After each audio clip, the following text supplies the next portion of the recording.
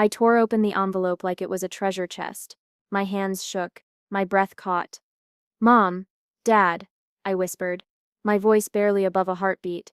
They leaned in, their eyes wide, faces glowing. You got it? Dad asked, voice tight with emotion. I nodded, tears spilling over. The scholarship. I got it. Mom grabbed me in a hug so tight I could barely breathe. Oh, my baby. All those late nights, all that hard work, you did it. I laughed through my tears. I can still believe it. All the hours, all the sacrifices, they paid off. Dad Sep's hand rested on my shoulder. You star unstoppable. You know that. I felt it, pride swelling like a wave ready to crash over me. I felt untouchable. For a moment, nothing could go wrong. Nothing. Then the door slammed. Ayan, my cousin, that smug grin, like he already knew how to ruin everything. Hey, guess who got the scholarship? His voice was teasing, dripping with mockery. I blinked. Wait? What? Mom and Dad stiffened. I felt the air thicken, the room tilt. I did, he said, leaning against the doorframe. Funny, right? Somehow magically it slips mine. I froze. My hands fell to my sides. But, you worked hard? Yeah, so did I. He laughed. Not a good laugh, the kind that cuts. I couldn't breathe. My stomach dropped. The pride, the joy, the sense of victory, it all cracked. Dad opened his mouth, then closed it. Mom's hand went to her lips. Their hesitation burned hotter than any insult. I don't yet understand, I said, voice trembling. How can this happen? I earned this. Ian shrugged, that infuriating cocky tilt of his head. Guess I stem just luckier, or better connected. I couldn't believe what I was hearing. My world spun, my scholarship, my dream, gone, just handed over to him. Mom, Dad, tell me this isn't real. My voice cracked, a raw edge slicing through the room. Mom shook her head, but she wouldn't speak. Dad looked at me, guilt flickering in his eyes, torn between what was fair and family. Abdul? Ayan, maybe we should. Mom started. No. I cut her off, a jagged edge in my tone. No, this was mine. Mine. And he just took it? Ayan smirked, leaning closer, savoring the hurt on my face. Relax, it's steps just a scholarship. Don't step be dramatic. Dramatic? I felt my chest tighten, my hands balled into fists. You don't get it. I snapped. I worked for this every night. Every tear, every failed attempt. And you just waltz in and take it like it's a gift from God. He laughed. Well, family first, right? Can stet let you get too big for your britches. I stared at him, disbelief turning to fury. My parents exchanged glances, silent, uncomfortable, powerless. I wanted to scream. I wanted to break something. But I didn't. I swallowed the fire. The betrayal. I had to. For now. The first crack had formed.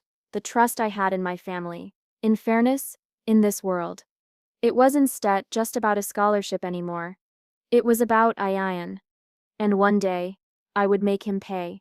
For now though, I sat there chest tight, tears burning, pretending to smile at my lucky cousin. Pretending the world hadn't shifted beneath my feet. Pretending I wasn't already plotting how I would take it back. I couldn't sleep. Not really. My thoughts kept circling, sharp, and relentless. Ayan, his smug face, his laugh. The way he slid into every conversation like he owned it. I remember overhearing them that night, the whispering, Mom and Aunt, voices low but jagged. He charmed them all, Aunt said. The committee practically handed it to him. I froze behind the doorframe, heart thundering. Charmed them? What do you mean? Mom Sep's voice cracked. Ayan?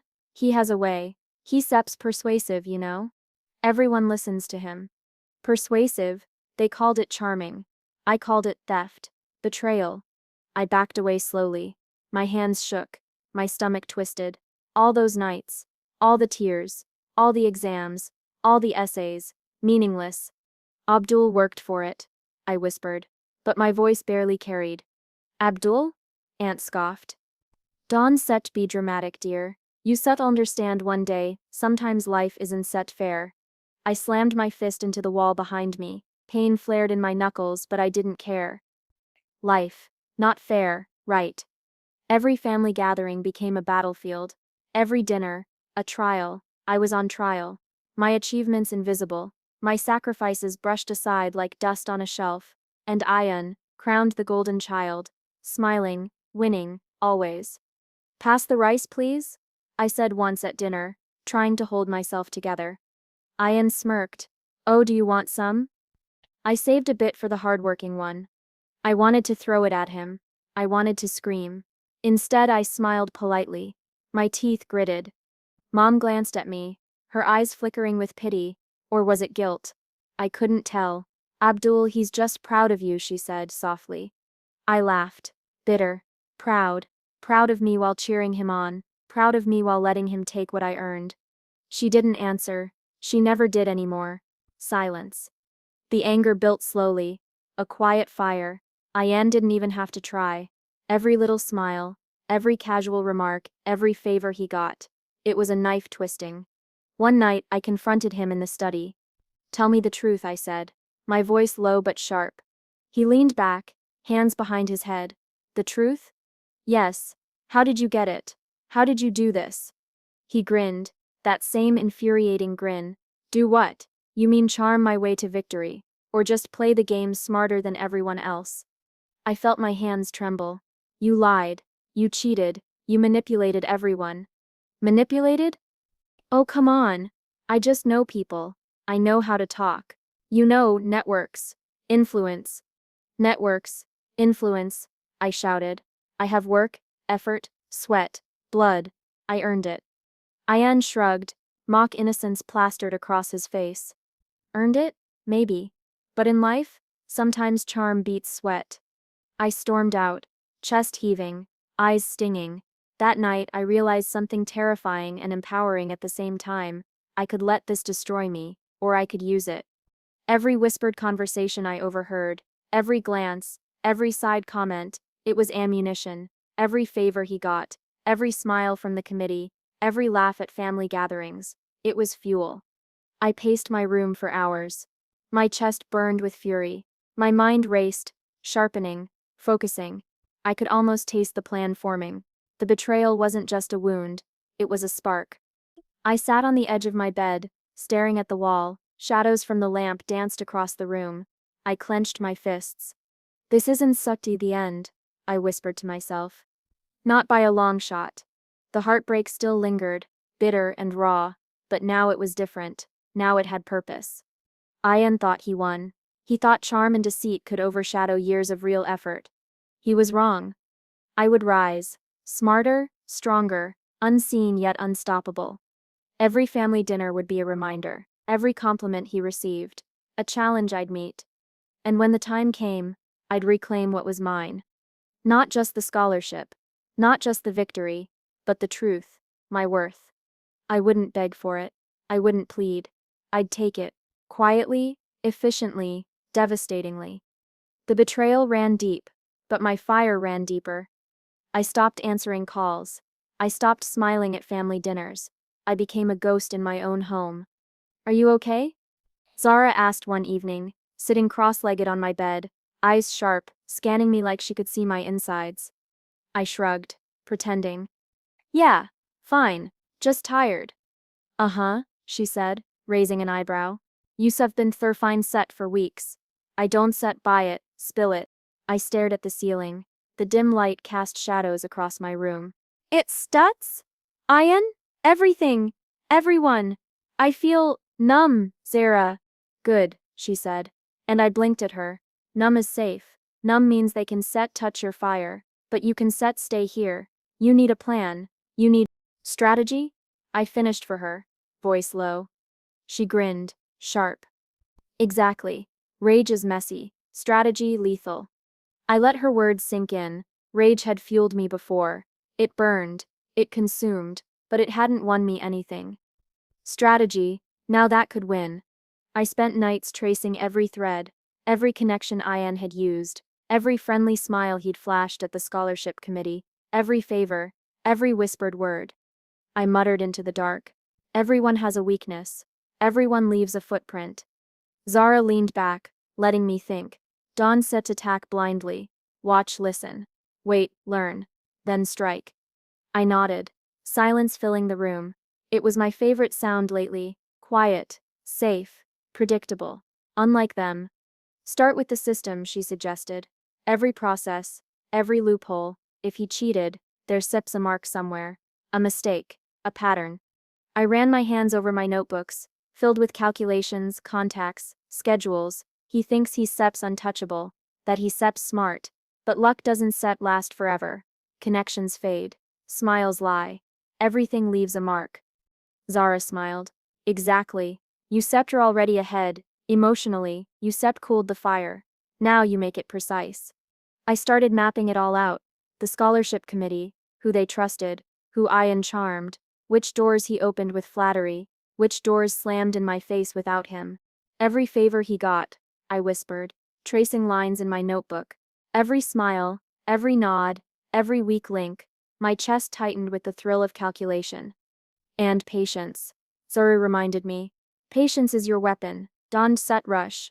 Don't set reveal. Let him think he Sep's one. Let him feel untouchable. I pictured him laughing at some family gathering, thinking he had it all. I clenched my fists under the desk. He had no idea what was coming. I can fight him directly, I muttered. Not yet. I need leverage. I need control. I need patience. And observation, she added.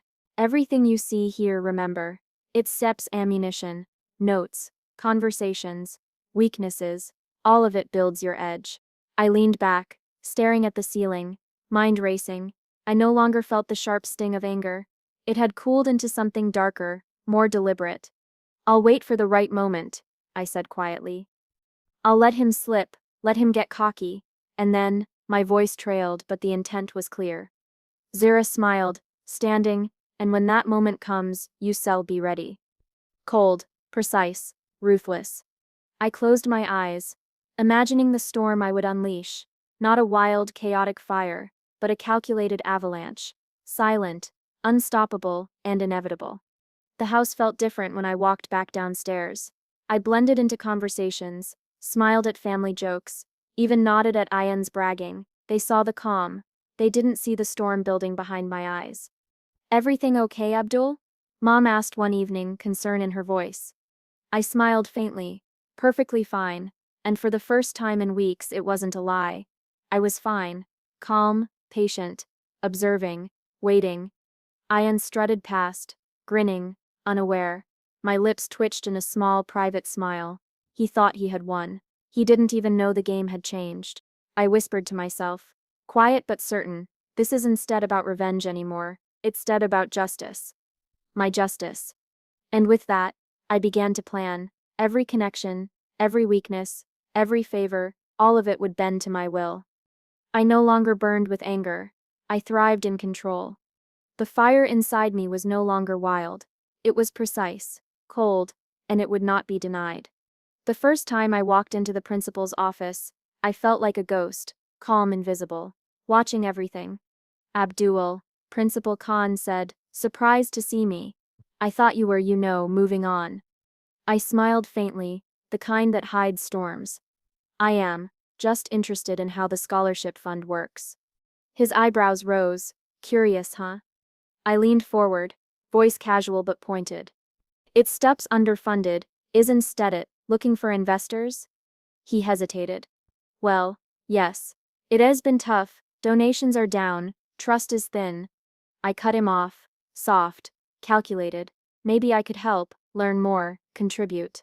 He blinked, uncertain. You want to invest? I nodded. Just exploring options. Understanding the structure. That night, I couldn't stop smiling. Lightning struck in my mind. Influence from the inside. Power disguised as generosity.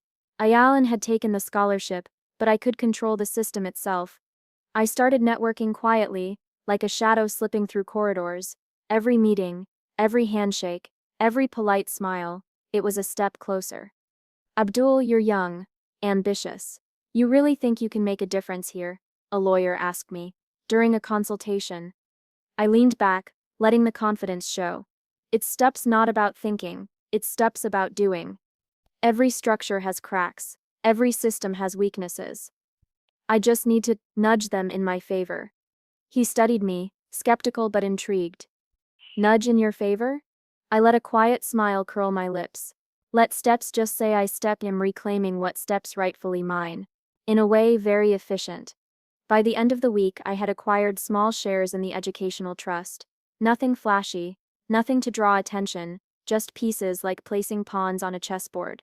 At family dinners, Ian bragged about his hard-earned scholarship. I nodded polite, listening. I didn't react. Every word he spilled was fuel. Did you hear? He said one evening, leaning back like he owned the world. The committee even called me exemplary. Imagine that. I smiled quietly. Congratulations, Ian. Truly. His grin widened. You sound detached. Sad? Detached, I said, soft, almost bored. It stuts peaceful. He laughed. Oblivious. Peaceful? Sure, if you stutter okay with losing. I tilted my head slightly. I sumped am not losing, Ianan. Not anymore. The thrill of quiet power was intoxicating. Each share I purchased, each connection I made, each subtle conversation with the board, it all fed the fire inside me, not the wild burning rage anymore, but a controlled, precise blaze. I called Principal Khan again. I've been thinking, I said casually. Maybe I could sit on the advisory panel, help guide the funding decisions. He hesitated, then nodded slowly. Yeah, could work. Your insight could be valuable. Valuable. My word. My control. My chessboard.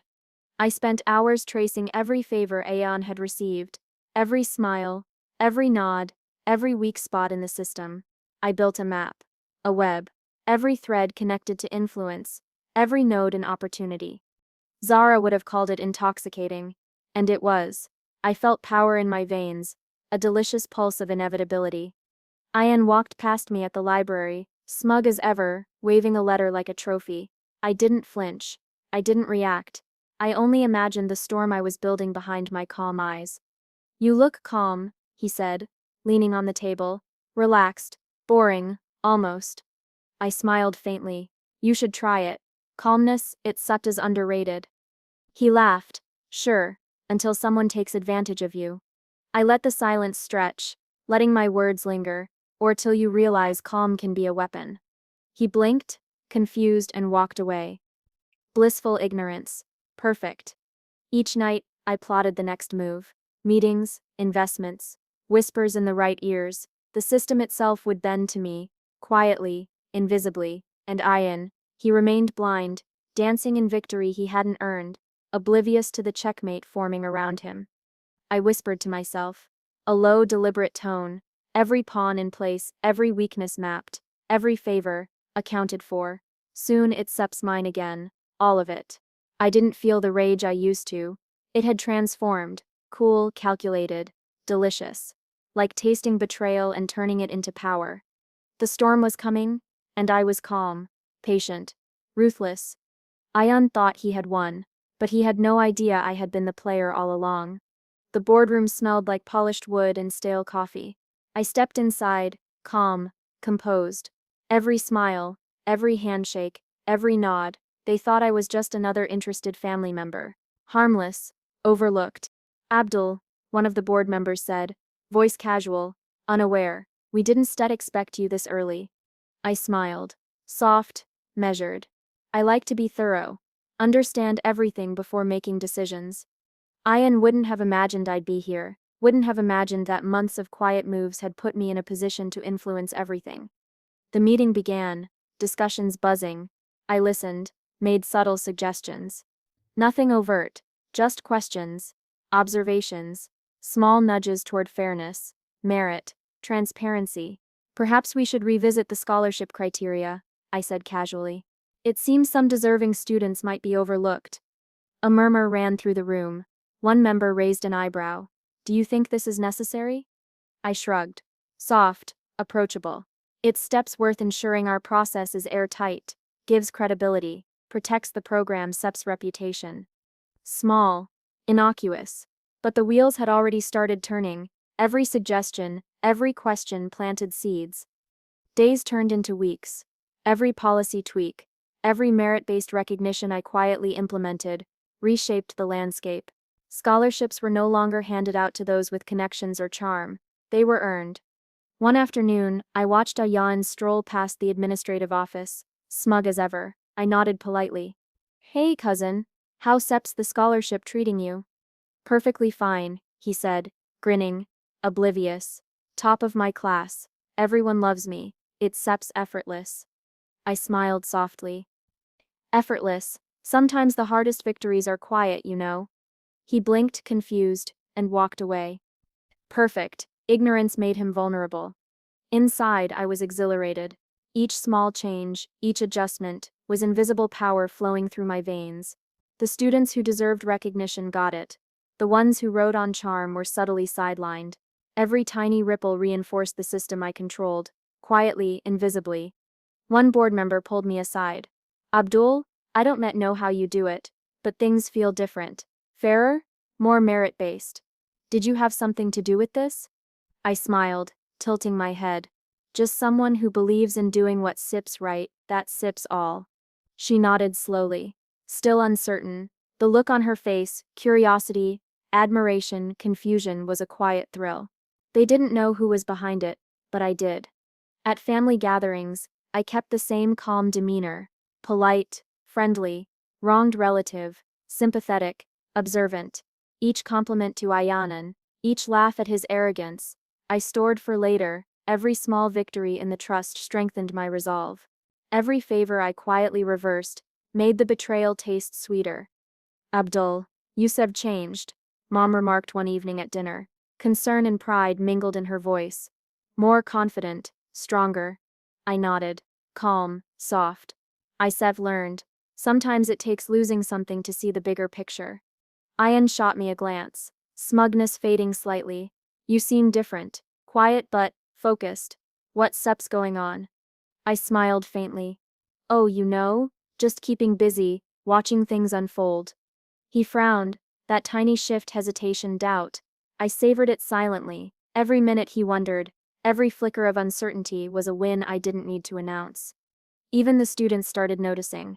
Whispers about fairness, merit-based recognition, and equal opportunity rippled through the halls. I stayed in the background, invisible, pulling strings. Ayan's name came up less and less in committee discussions. Subtle, surgical.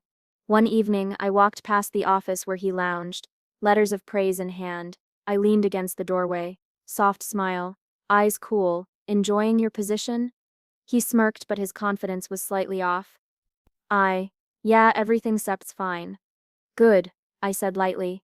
It's STEP's important to savor the moment before things change. You said'll understand one day. He laughed nervously. Change? What do you mean? I didn't answer, didn't need to. My silence was a weapon. My calm was a threat he couldn't see coming. Every meeting, every decision, every subtle shift in power was intoxicating. I felt alive, unstoppable. The fire that once burned with rage had transformed into precise, controlled energy, cold, deliberate, ruthless. I walked through the corridors at night, the echoes of my footsteps like the prelude to a storm. The chessboard was set, pawns, knights, queens, all in place.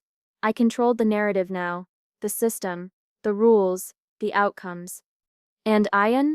He was still dancing in his illusion of victory, blind to the fact that the tide had already turned. I whispered to myself, voice low, deliberate, every favor reversed, every merit rewarded, every weak link exposed. The power is mine now, quiet, invisible, perfect. That night, I looked out the window, city lights flickering. I didn't need anyone to see my triumph. I didn't need recognition. The satisfaction was private, intoxicating. The storm was coming. I could feel it. Azian would stumble, falter, and when he did, he wouldn't know what hit him. Every smile I gave, every polite nod, every subtle influence, they were steps toward inevitable victory. I was patient. I was careful. I was the eye of the storm, and the moment of reckoning. It was closer than he thought. I called Ayan, my voice calm, measured. There's SEP's a family meeting at the school tomorrow. Be there on time. Family meeting? At the school? His tone was casual, smug. Sure, whatever. I didn't flinch. I smiled faintly. See you there. The next morning, I arrived early. The sunlight cut through the windows, painting the boardroom in stark light and shadows. Perfect. I could feel the tension already, a delicious prelude. Ian swaggered in, grinning like he owned the place. So, what sets this about? Family stuff? I gestured to the seats. Sit, please.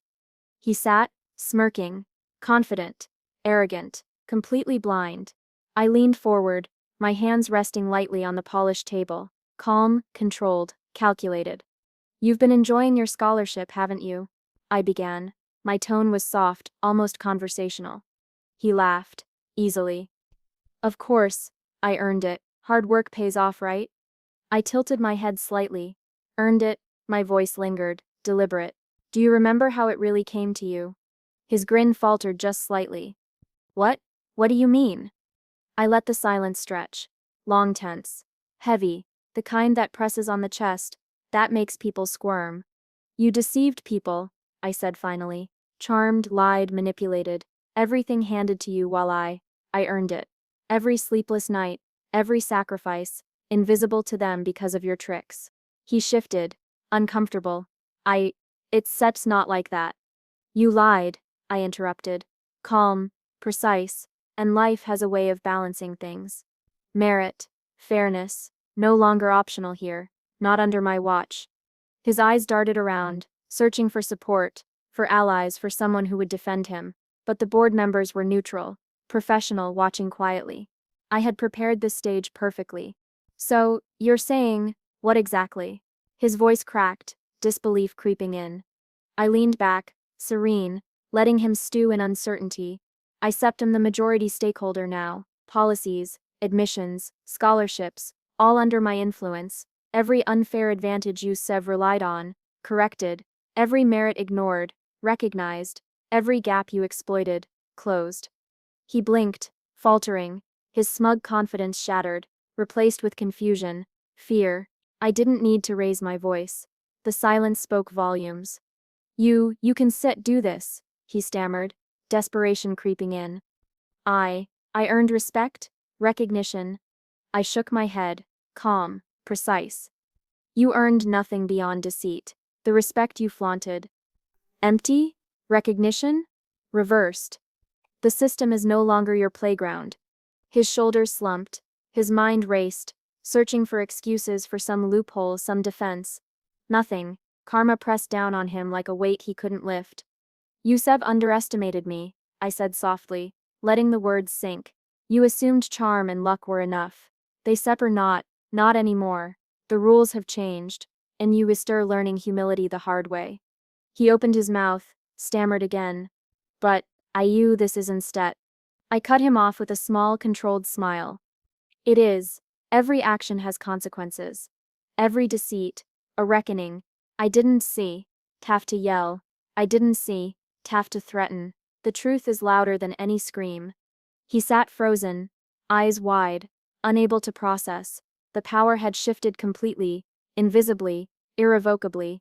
I let the silence linger. Let the weight of his mistakes crush him slowly. Poetic, I relished the precision, the subtlety. Not a public humiliation, not a spectacle, just justice, served cold. You settle adjust, I said finally, soft, almost kindly. Learn from this.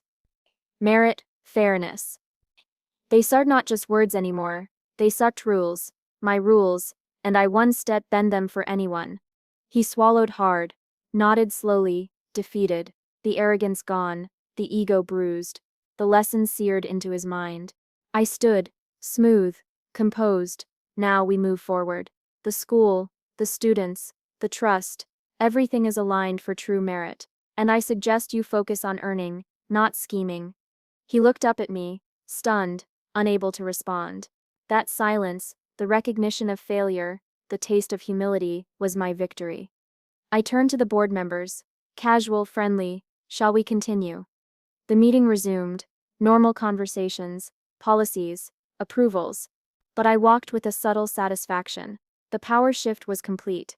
Invisible, precise, undeniable. Ian didn't even realize it was happening until now. Later, when the door closed behind him, I let myself exhale. The fire of rage was gone, replaced by controlled satisfaction. The betrayal had been confronted, the lesson delivered, and the game firmly in my hands. I whispered quietly, to no one, to everyone, justice is silent, but it hits harder than any scream. The storm had arrived. I was calm, steady, victorious. The school felt different now. Halls humming with focus, students buzzing about merit, fairness, opportunities earned not given. I walked through corridors that once belonged to Ian's smug confidence, and now they belonged to me. Quietly, invisibly, completely. But power has a way of revealing what's been hidden. I called my parents into my office, the same place where Ian had faltered. They walked in, cautious, polite, unsure of what awaited. Abdul, you've done a lot, Mom said softly, eyes darting around hesitant. The school, the trust, it's better. I nodded, calm. Thank you, but this isn't set just about the school, it's about accountability. Dad shifted, uncomfortable. Accountability? I leaned forward, letting the weight of the silence press. Mom, Dad, did you really see everything? Or just what you wanted to see? Favoritism, blind spots. Ian was instead the only one who took advantage. Mom flinched. Abdul, what are you saying? I let the pause linger. Your favoritism. Aunt Sep's interference. Small lies that built a house of privilege while I worked, sacrificed, earned, and you turned a blind eye. Dad swallowed hard. We didn't yet know it was that serious. I shook my head slowly. You did. You chose comfort over fairness, loyalty over truth. And that hurt more than anything Ian did. Mom Sep's eyes filled with tears. We wanted to believe the best in him. In all of us. And that's why this had to happen, I said softly, voice quiet, but cutting. So truth could finally stand. Merit, fairness, honesty. The tension was thick. Words hung in the air, sharp and heavy. They couldn't defend the inaction, the oversight. They only had silence. Then whispers reached me. Board members, quietly reporting subtle confessions from teachers and staff, favoritism, unspoken deals, past manipulations I hadn't known. I listened, carefully, noting every thread. Every revelation strengthened the narrative of betrayal. Every truth added layers to the story that had fueled me. One afternoon, Aunt arrived unannounced. Confident as always, I gestured for her to sit. Yuseb changed everything, she said, trying to sound light-hearted, masking the tension. The school, the trust. Everything that should have been fair is now, I said calm, and with that comes clarity. Accountability. Her smile faltered. Clarity. Your favoritism. Your subtle manipulations. Everyone sees it now, I said softly. I once said punish you, not exactly, but truth cannot be hidden anymore. She stared, shocked. Then something shifted, remorse. Maybe pride cracking. Abdul. I held up a hand. You don't need my forgiveness. You need recognition of what you done, and a chance to make it right. Some of you can rebuild. Some you just watch. It was bittersweet. Satisfaction mixed with sorrow. Seeing some crumble, acknowledging their mistakes. Seeing others try to rebuild. Family love, loyalty, betrayal, and redemption, wrapped in one complex knot. I took a deep breath, thinking of the nights I had spent strategizing, planning, waiting. Every step, every subtle maneuver had led to this. Control over the trust, merit-based recognition. Ian humbled, and the truth finally unshrouded. Mom Sep's voice broke my reverie. Abdul, you done something remarkable, but, her eyes searched mine. But you changed too, we didn't realize. I smiled faintly, quietly. I had to change. I couldn't remain the same child who trusted blindly, who let betrayal define me. I had to become precise. Calculated. Strong. Dad nodded slowly. We see it now, and we are proud. Even if it took this to make us realize. I let that moment linger. A fragile truce, fragile understanding. Forgiveness was a choice. For some I gave it, for others I simply let the weight of truth linger. Board members passed in the hallways, nodding, acknowledging the shift. Some whispered thanks. Some watched wary. Every interaction reinforced the new order. Merit and fairness were no longer optional. They were law. I sat in my office later, quiet, staring at the city lights outside the window. Shadows stretched across the room. I thought of Ian, humbled, unsure, of my parents, confronting blind spots, of my aunt facing truth. I whispered to myself, betrayal cuts deep, but it also teaches, shapes, strengthens, and sometimes it rewards those who survive it with precision and control. I closed my eyes, letting the satisfaction settle, unbroken, victorious, hardened, but not hardened against love, only against betrayal. Family was complicated, loyalty was fragile, love was tested, but I had navigated the storm, confronted the betrayers, and emerged whole. I opened my eyes, calm, deliberate. Truth doesn't stop scream, I murmured. It moves silently, but it lands with weight, and nothing escapes it. The school, the trust, my family, the narrative had shifted, I had shifted. And in that silent triumph, I found closure. The day had arrived. The scholarship ceremony, the stage where it all began, where betrayal once knocked me down. Now, I stood at the podium, calm, deliberate, every eye on me. Ayan walked in, confident as always, smiling like he owned the room. Parents, students, board members, all buzzing with excitement, unaware of the storm about to unfold. I nodded politely at him. "Good morning, Ayan." "Morning," he said, grinning. That grin, I let it linger for a beat too long. Calm, observant. The ceremony began. Students lined up. Awards announced, applause, pride, tradition. And then, my moment. I cleared my throat. "Before we proceed with the final scholarship announcement, I want to speak." The room went quiet. Every eye turned to me. "Perfect." Over the past year, I continued, voice steady, controlled, we've made adjustments to ensure fairness, merit, excellence. No longer shall charm, connections, or favoritism dictate outcomes. From this point forward, all awards are based purely on achievement, dedication, and integrity. Murmurs spread across the room. Subtle, uncertain, the weight of authority in my words was palpable. Ian shifted in his seat, smirk faltering. Okay?" I let the silence stretch, longer than necessary, comfortable, precise. "Now," I said, "the recipient of this year's top scholarship, the award recognizing not only talent but dedication and honesty, is." I paused, letting the anticipation build. Every eye on the nominees, every heart in the room racing. I glanced at Ian casually. His eyes met mine, expecting praise, expecting validation. Instead, nothing.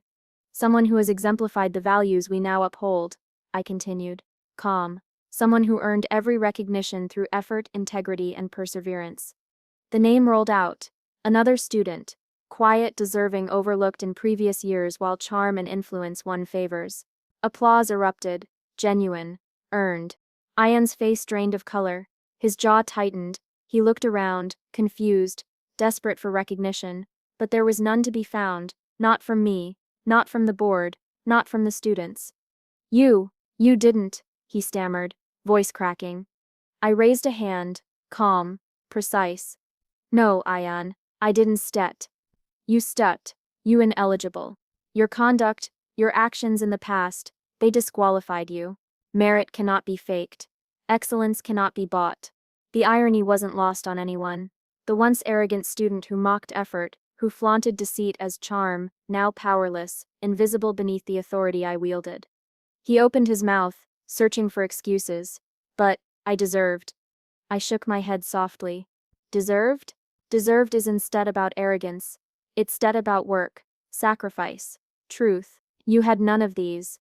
And now, the system reflects reality."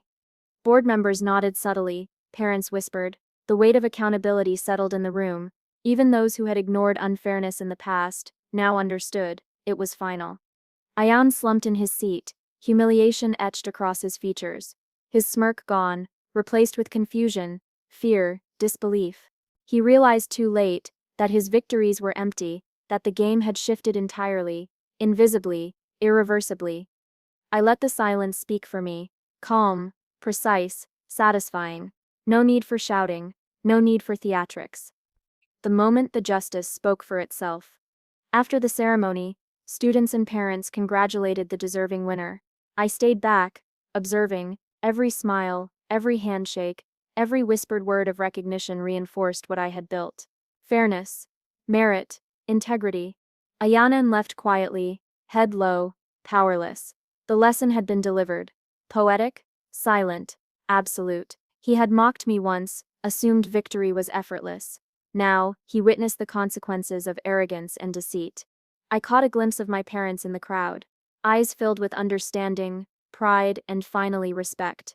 Their blind spots acknowledged, their mistakes corrected, and me, standing, unbroken, resolute. I whispered to myself, voice low, justice doesn't need drama, it doesn't need noise, it moves silently, inexorably, and it always lands. The ceremony ended. Applause faded. Students and parents left. I remained, alone for a moment, savoring the satisfaction, not revenge, not anger, restoration, balance, truth realized. I walked down the stage, calm, deliberate, every step echoing in the empty auditorium. I felt the fire inside me, transformed, no longer rage, but quiet triumph, precision, control. Outside, the world carried on. But inside, the storm had passed. I am humbled, the school's integrity restored, the scholarship system no longer corrupt, and me finally in the place I had earned. I let out a long breath, closing my eyes briefly. This is what happens when betrayal meets patience, when justice isn't step-shouted, but delivered. I opened my eyes, scanning the empty hall, shadows stretching across the polished floor, Ayan's absence a silent reminder of the lesson learned. Merit mattered, truth mattered, integrity mattered. And in that quiet satisfaction, I knew this wasn't the end. It was the beginning of a legacy. A legacy built not on charm, connections, or deceit, but on effort, perseverance, and earned power. I stepped out, calm, resolute, victorious. The halls of the school felt lighter now, not because the walls had changed, but because I had.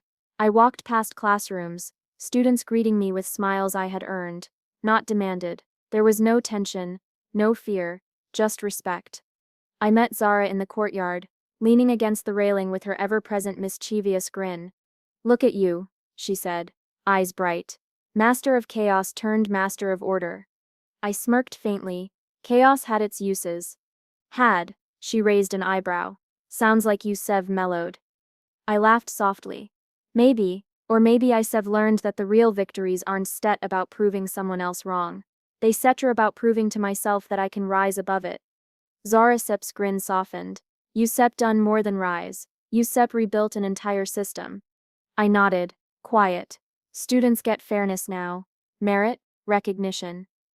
Opportunities I fought for, and so many others, that matters more than any petty revenge.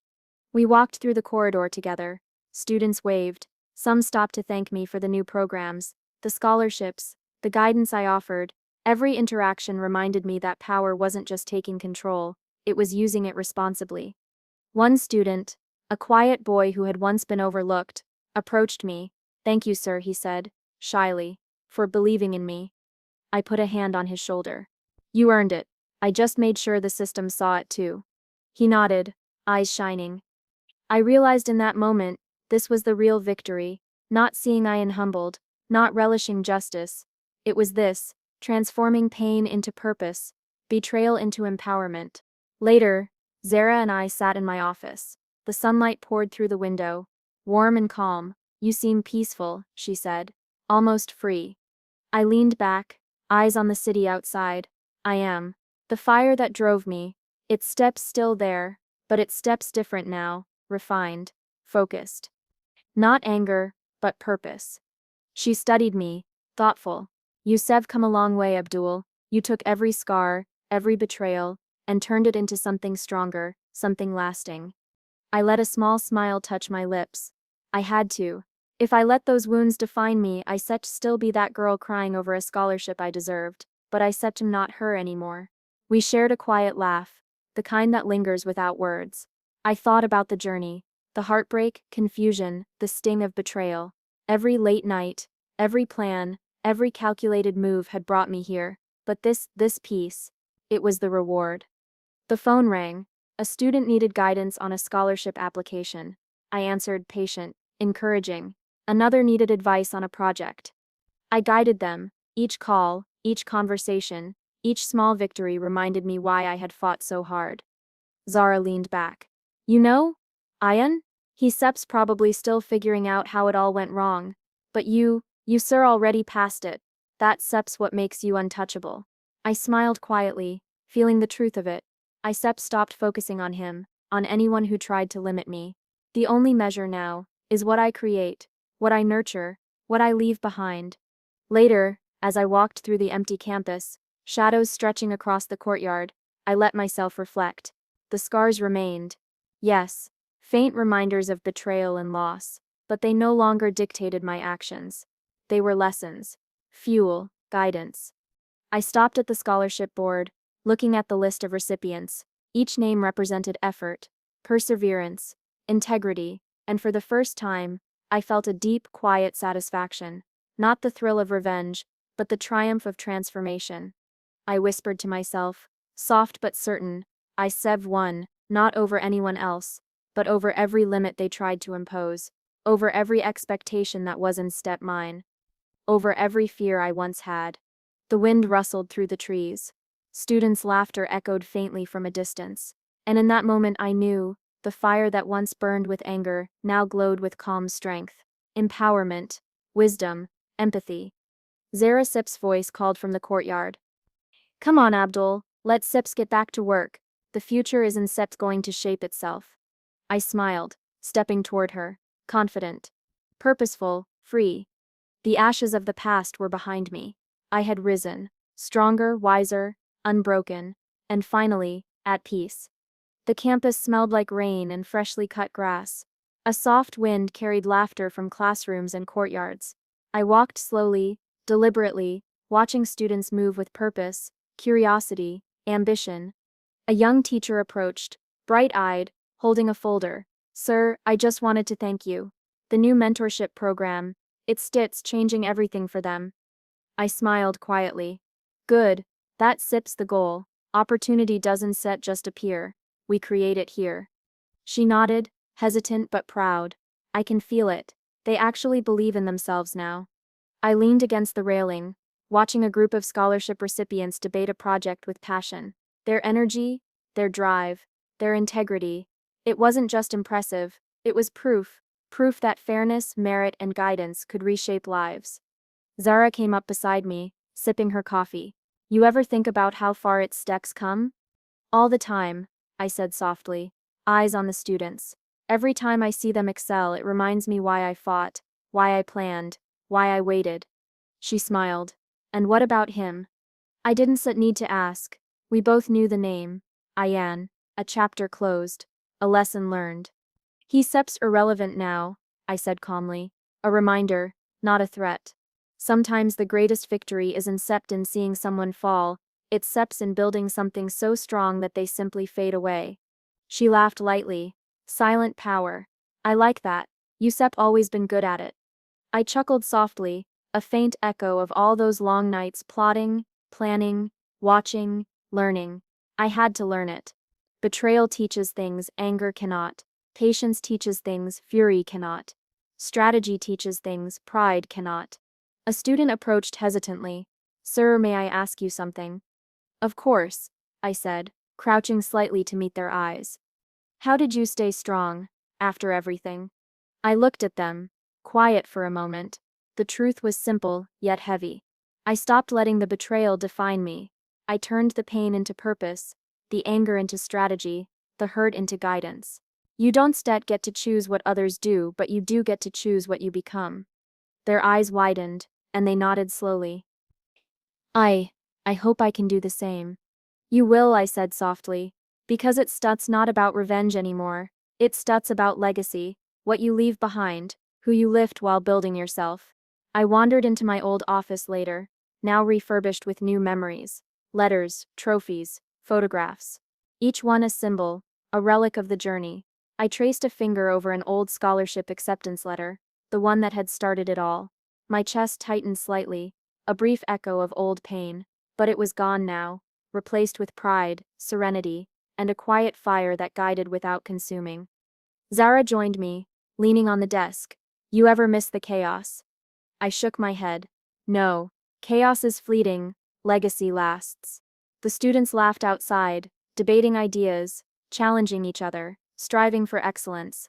I let myself smile fully for the first time in a long while, not smugly, not for revenge, for the pure satisfaction of seeing life thrive because of the principles I had fought for.